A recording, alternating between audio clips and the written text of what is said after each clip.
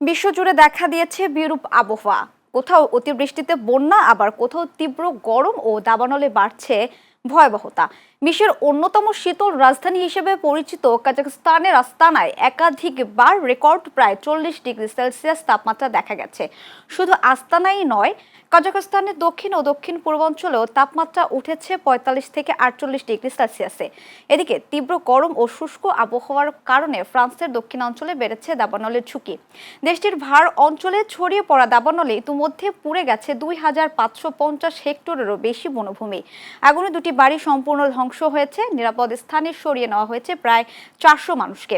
বিদ্যুৎ বিচ্ছিন্ন হয়ে পড়েছে প্রায় 2300 পরিবারের। বিশেষজ্ঞরা বলছেন, জলবায়ু পরিবর্তনের প্রভাবে তাপপ্রবাহ, খরা, পানির সংকট ও দাবানলের মতো দুর্যোগ ভবিষ্যতে আরও তীব্র হয়ে উঠতে পারে।